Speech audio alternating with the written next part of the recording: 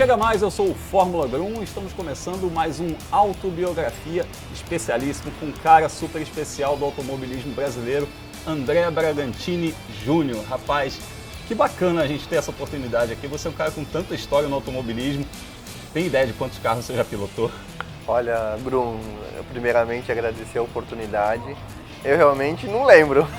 Já pilotei desde carrinho de rolimã até o que você pode imaginar aí, cara. Já pilotei muita coisa, mas eu tenho uma história realmente bastante longa. A barba branca ela não esconde, mas é isso aí. Vamos contar um pouquinho aí de tudo que eu já vivi.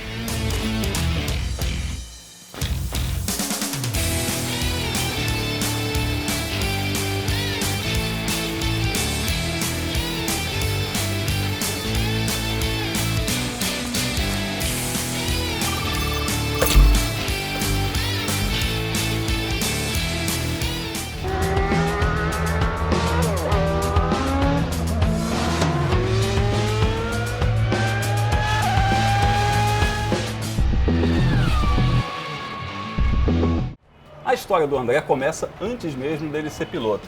Você é filho do André Bragantini, dos chefes de equipe mais conceituados do automobilismo brasileiro, sobrinho do Arthur Bragantini, um dos pilotos também de maior história na tração dianteira no turismo brasileiro. Então, desde criança você está envolvido com esse meio do automobilismo. Tem algum carro que você sonhava pilotar, ainda menino? Eu lembro de uma época que o Max Wilson recebeu um convite para correr no ITC. Ele correu de Alfa, aqui em Interlagos, e foi uma corrida que ele correu numa equipe particular, numa equipe privada, e tinha umas equipes de fábrica e tudo.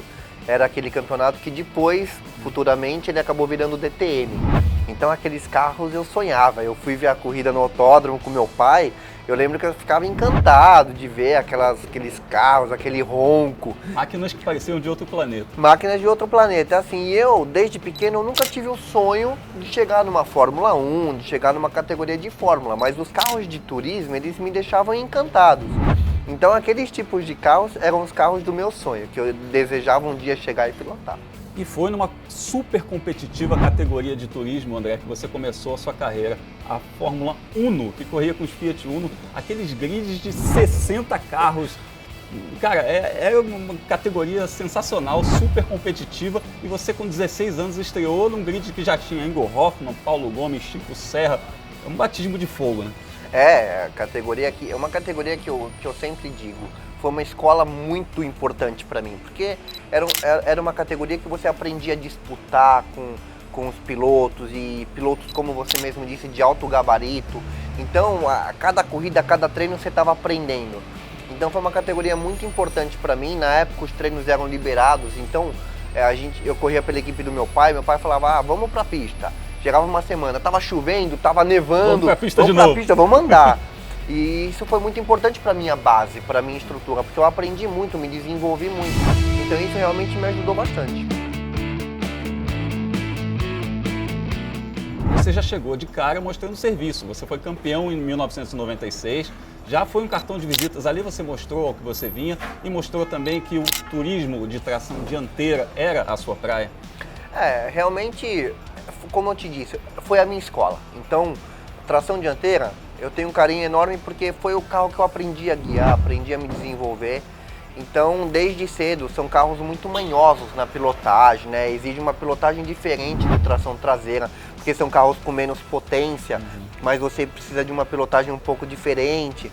A roda sai um pouco do chão. A roda sai do chão, então para quem olha de fora até assusta, fala, esse carro vai capotar, né? Porque e capota se deixar. Se deixar ele capota. Então foi muito interessante. E é engraçado que eu vou te contar uma história rapidamente.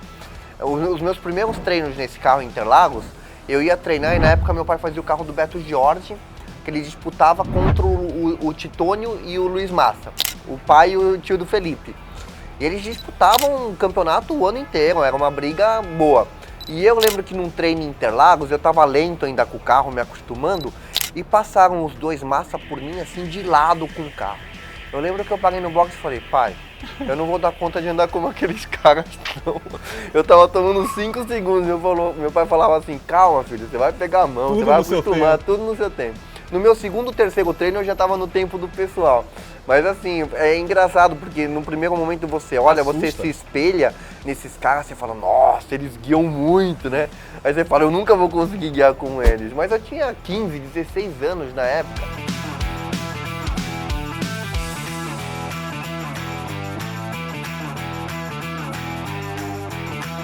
Esse campeonato brasileiro, ele te alçou para voos mais altos. Inclusive, você recebeu um convite para fazer o Super Turismo em 2000, uma corrida isolada, mas que era uma categoria de muita visibilidade na época e te chamou atenção, porque você já andou num Vectra. Como é que foi aquela experiência? O que você lembra daquele carro? Foi super gostoso. Aquele carro era muito prazeroso de guiar.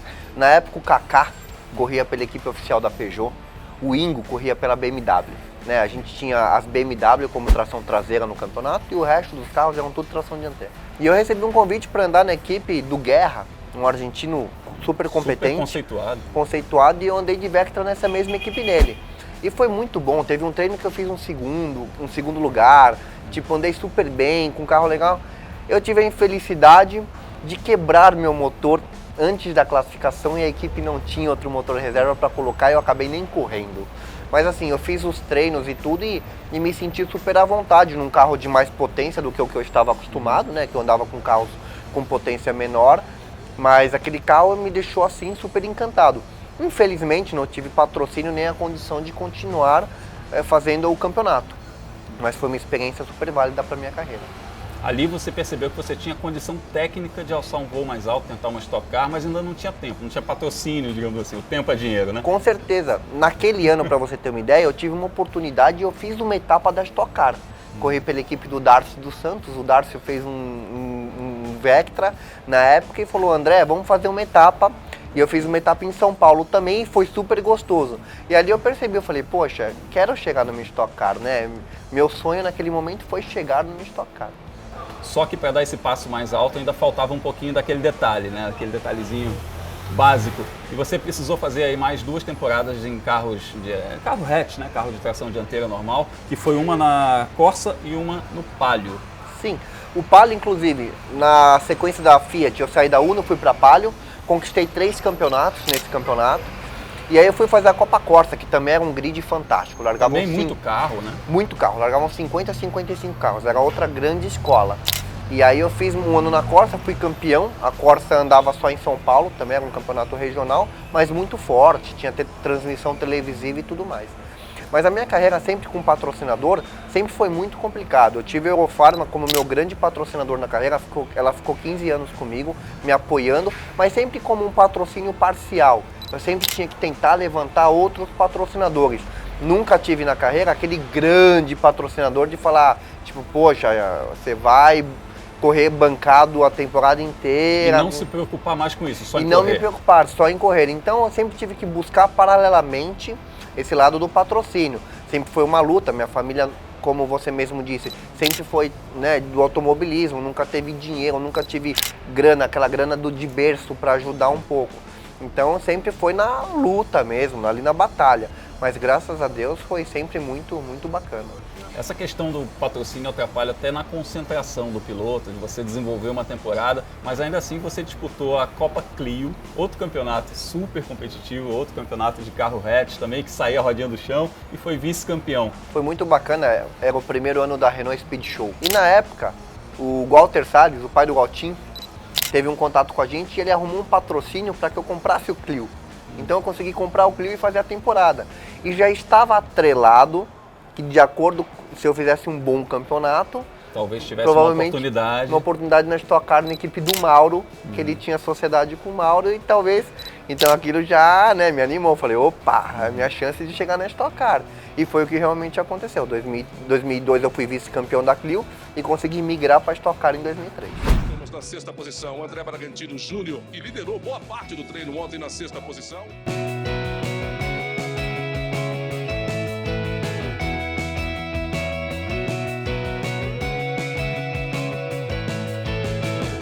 E aí você fez realmente a transição. Foi a primeira vez que você fez a transição de sair da tração dianteira para tração traseira. A Stock naquela época, em 2003, já corria com chassi tubular.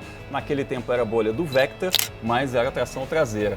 Houve alguma dificuldade de adaptação, pressão, alguma coisa do tipo?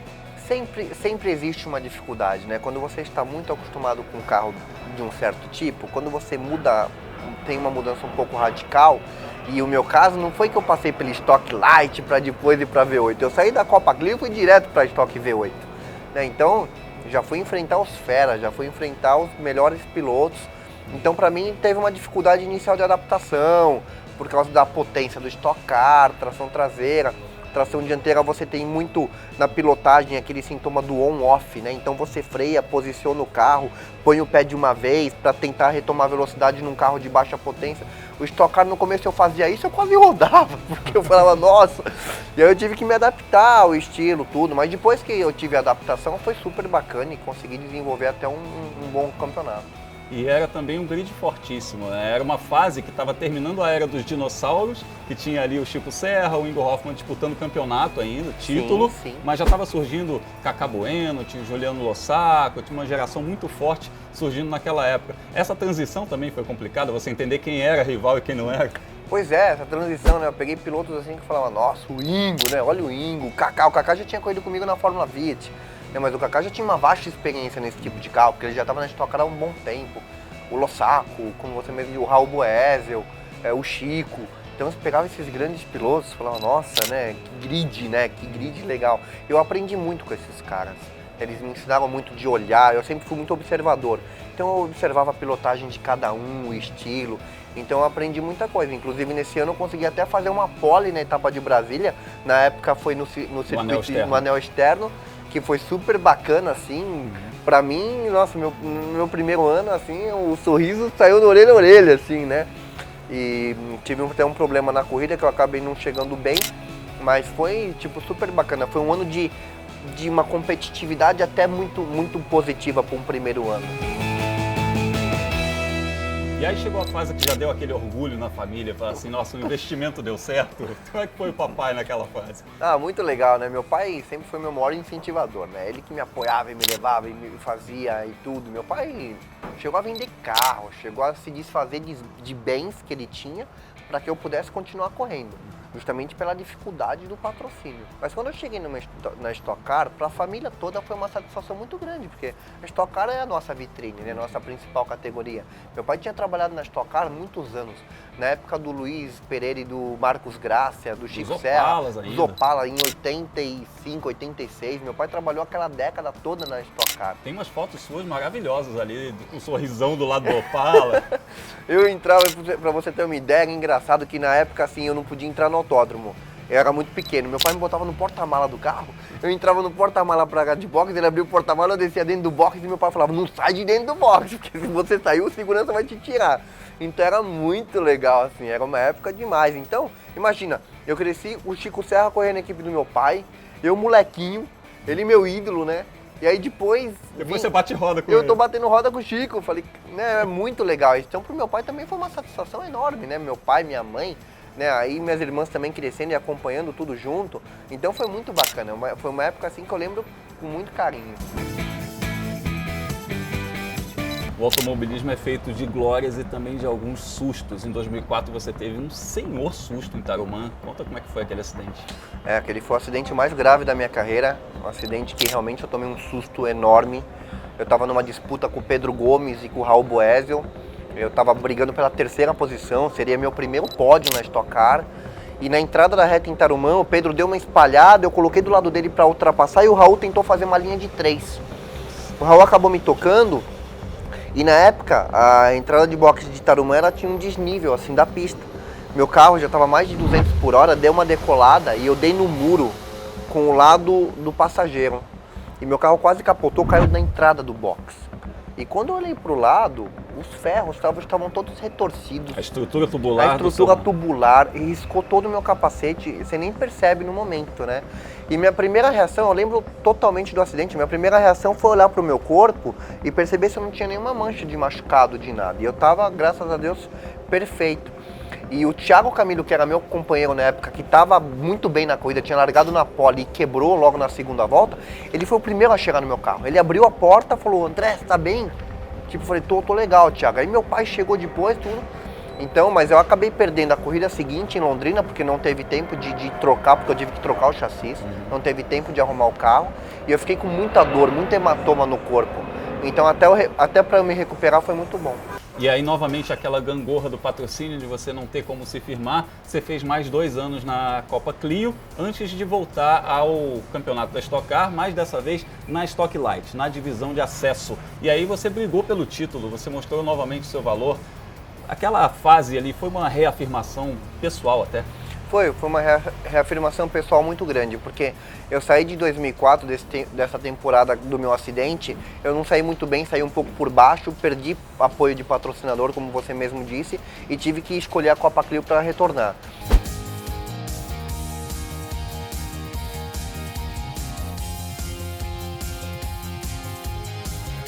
André Bragantini. Bragantini fez a pole de ponta a ponta, vence a etapa de Vitória.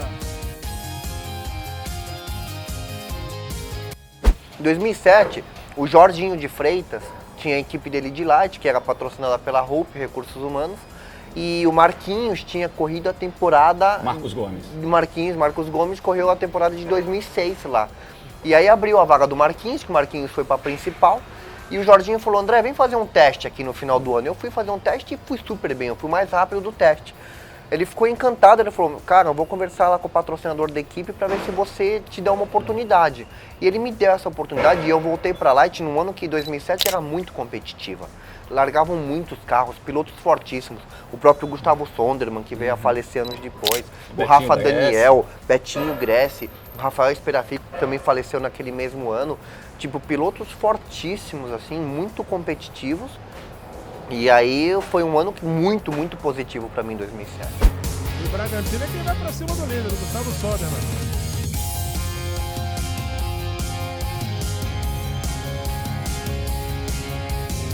E aí você conseguiu retornar a Stock Car em 2008, e 2008 foi um ano importante também na sua vida pessoal, né? O André Bragantini Júnior sofre da síndrome de Tourette, que causa espasmos musculares e, enfim, outras coisas que você pode até explicar melhor pra gente. Nesse ano você fez uma cirurgia para corrigir alguns desses sintomas, né? Como é que foi essa cirurgia? O que ocasionou para você na pilotagem, na vida pessoal? Pois é, eu tinha saído do vice-campeonato de 2007 da Stock Light, e aí o mesmo patrocinador na própria equipe do Jorginho me deu a oportunidade de fazer a V8.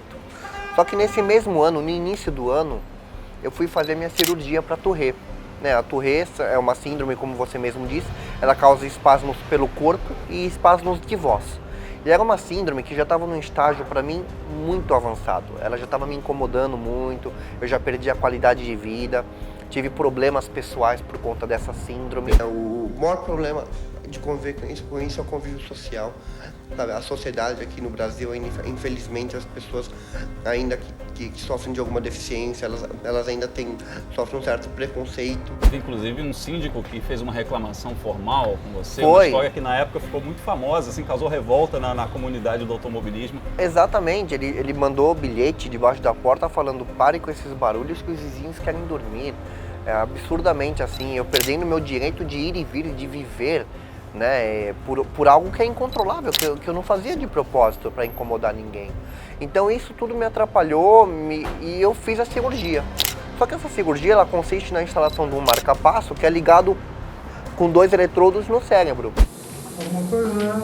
Não. André é o 4º portador da síndrome de Tourette a ser operado pela equipe do Dr. Oswaldo Vilela.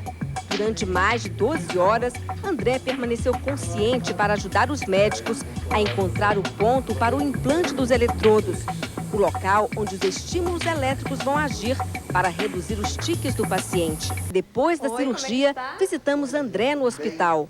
Como é que você está se sentindo, André? Estou me sentindo bem, muito bem. Para falar a verdade, estou me sentindo ótimo. Achei que diminuiu em intensidade e também em quantidade, né? Então, a intensidade é muito menos bruto, com muito menos força, e a quantidade também diminuiu também. São menos tiques, né? E é inevitável que te traga alguns efeitos colaterais. E isso foi o grande marco da minha carreira, porque é um ano que eu estava retornando a Stock Car 2008, é um ano da minha autoafirmação, de eu me reafirmar e continuar minha carreira na Stock Car. E como efeito colateral eu sofri de pânico e depressão por quase 3 anos. E inclusive, aí 2008 não foi um ano bom para mim, justamente isso atrapalhou muito. Eu retornei a Stock Light em 2009. E 2009 foi um ano que eu tive uma tentativa de suicídio. Foi um ano assim que eu cheguei no fundo do poço realmente, foi um ano muito difícil para mim. E foi um ano que eu tive que me superar não mais profissionalmente, mas me superar como pessoa, como ser humano. Então eu tive que me redescobrir, superar meu pânico, minha depressão. Eu falava pro meu pai, pai, eu tô com medo de sentar no carro de corrida. Eu tô com medo de ir pra pista, eu tenho medo de sofrer um acidente. Pânico, de ficar apavorado. A síndrome em si até então nunca tinha te atrapalhado a pilotagem, né? Mas esse efeito colateral te causou essa insegurança. O efeito colateral foi muito pior do que a reação que a síndrome me causava. Porque a síndrome, quando em toda atividade que eu faço concentrado, como pilotar, como qualquer atividade que me exige concentração, ela melhorava 90%. Então ela não me prejudicava pilotando. Só que os sintomas, os colaterais, os efeitos colaterais, prejudicavam a minha vida tanto no automobilismo como na minha vida pessoal. Então isso foi muito preocupante para mim. E aí eu novamente, no final de 2009, tive que voltar, porque eu perdi patrocinadores e tive que voltar a fazer uma categoria de mais baixo custo. E ali praticamente se encerrou a minha carreira na Stock Car. Esse divisor de águas aí, você considerou então a sua carreira na Stock encerrada por causa disso, inclusive porque os custos subiram muito nessa época, e aí você retornou à tração dianteira, até por uma coisa da reafirmação, de você se ver pilotando com prazer de novo, num esquema competitivo, e aí você estreou na Copa Fiat, né, que era um torneio que o Felipe Massa organizou durante 3 anos no Brasil, e você andou muito bem naquela fase. Aquilo deu um refresh, digamos assim, no Andrezzi? Deu, foi muito bom para mim. Em 2009 foi um ano que eu fiz pela full time na Stock Light. E eu conheci o trabalho do Mau Mau de perto. Aprendi a admirar. E o Mau Mau também tinha uma admiração por mim. E quando pintou a categoria, a Copa Fiat em 2010, ele foi fazer 2 carros e ele me deu uma oportunidade de fazer a Copa Fiat. Aí eu falei, poxa, legal. E 2010 ainda é um ano que eu estava oscilando muito do lado pessoal. Eu estava conseguindo sair do meu momento mais difícil. Mas aquele ano foi muito competitivo para mim, porque foi um ano que eu retornei a minha carreira para carros de tração dianteira, né, carros que eu já tinha muita experiência. Então foi um ano que o Kaká correndo, o Lossaco, pilotos muito fortes assim na categoria, o Christian Fittipaldi correndo, então pilotos fortíssimos que eu tive um alto nível de competitividade e conquistei o vice-campeonato em 2010, que eu perdi na última etapa para o Kaká, a gente veio disputando até o final. Então foi um ano muito bom, para mim foi um ano muito positivo e retomou minha autoconfiança, retomou meu prazer de voltar a pilotar um carro de corrida competitivamente. De certa forma deve ter influenciado até no seu prazer de viver, né? Com certeza, quando você desempenha uma atividade, seja ela profissional ou não, que você se sente competitivo, você se sente capaz, aquilo te traz um bem-estar em todos os níveis da sua vida, né? Tanto no lado pessoal quanto no lado profissional. Então aquilo me ajudou muito, me ajudou a superar esse momento difícil que eu estava passando e graças a Deus, ao final de 2010 eu já estava voltando ao meu normal e já realmente comecei a recuperar novamente meu estilo de vida normal e me sentir bem novamente.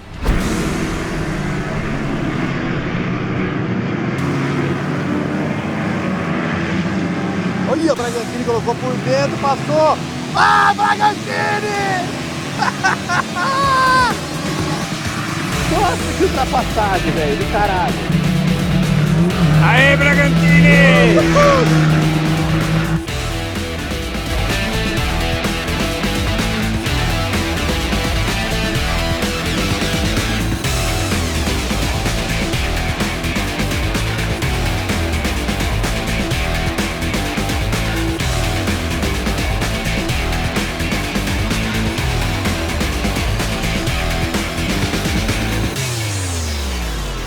E a sua última participação no campeonato de nível nacional foi o Brasileiro de Marcas, onde você também foi muito bem, onde você ganhou corridas.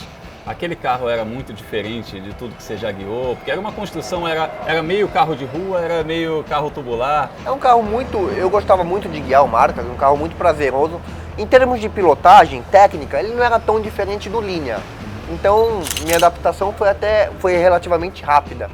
Só que foi um ano assim, eu tinha feito 2010, 2011, 2012 de Linha, né? Linha eu conquistei o vice-campeonato em 2010 e 2012. E o Kaká ganhou tudo. O Kaká a gente tinha que... 3 anos, 3 títulos. 3 anos, 3 títulos. Tinha vontade de matar o Kaká, né? Porque ele ganhava tudo. Eu falei, pô, não ganho do Kaká. E aí, O Juliano Moro me deu uma oportunidade de fazer o Brasileiro de Marcas, mas competindo em dupla com ele, porque eu não tinha verba para competir. Minha verba era muito pequena. O Juliano falou, André, dá para você correr aqui. Ele fazia o Honda na época, falou, corre aqui, mas a gente vai correr de dupla, tudo bem? O Juliano, um piloto de altíssimo gabarito, só que o Juliano estava numa função dupla, porque ele também era chefe de equipe, ele cuidava da equipe dele. Então, coitado, ele tinha aquela função dupla que exigia muito dele, né? E aí a gente fez o campeonato, logo na minha primeira corrida do ano, eu larguei em segundo e ganhei a corrida em São Paulo. Então, tipo, já foi muito bom, já começamos o campeonato muito fortes. E aí naquele ano, mesmo dividindo o carro com ele, eu consegui 4 vitórias no ano, né? Eu fui o piloto com mais vitórias naquele ano. Mas infelizmente, realmente, eu não tive a oportunidade de continuar. Aquele foi o último ano da Eurofarma comigo, eles me comunicaram que seria o último ano. E assim, só tenho a agradecer a Eurofarma, porque graças a eles também eu consegui conquistar tudo que eu conquistei e chegar tão longe. Mas eu perdi o meu principal apoiador. E aí a partir de 2013, realmente, a minha continuidade em campeonatos nacionais ela ficou muito difícil.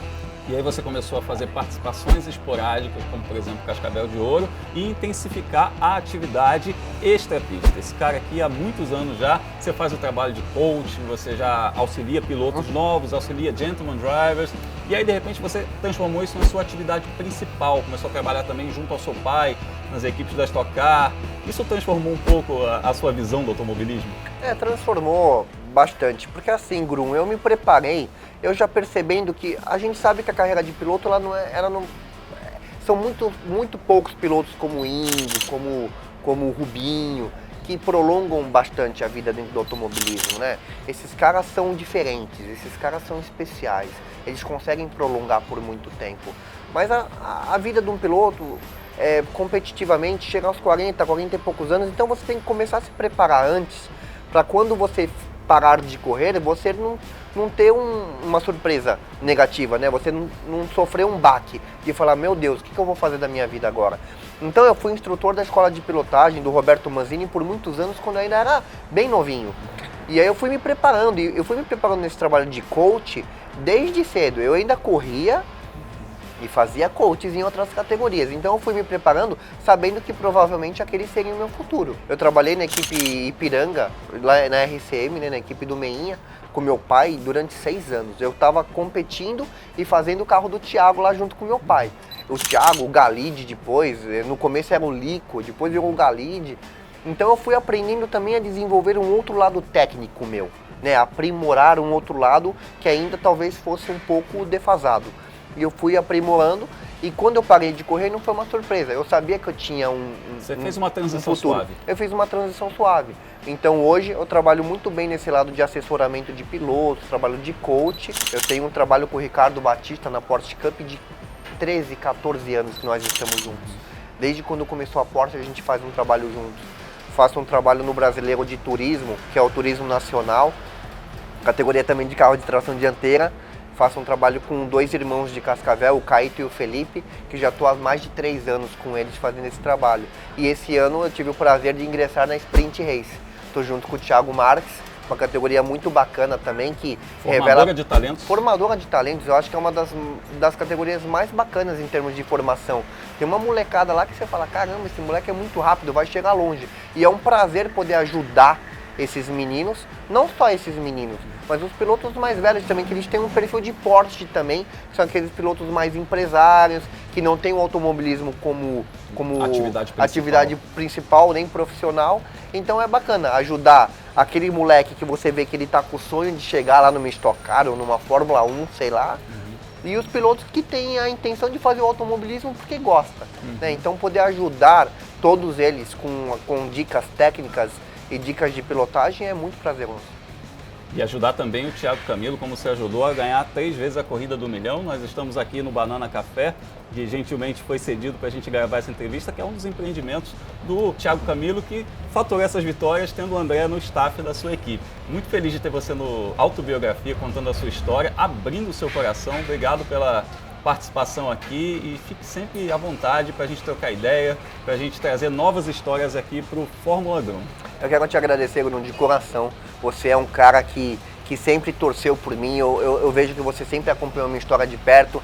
sempre me dando grandes oportunidades. Desejo uma ótima sorte a você no canal, seu canal tá maravilhoso e para mim foi um grande prazer participar com vocês e poder contar um pouquinho da minha história para quem não conhecia. Obrigado, André. Valeu demais. Se você quiser saber mais histórias como a do André, acessa aí, ó, tem na descrição vários links. Assina o canal, deixa seu like, ativa notificações para a gente continuar contando um monte de história legal aqui no Fórmula Grum. Um abraço!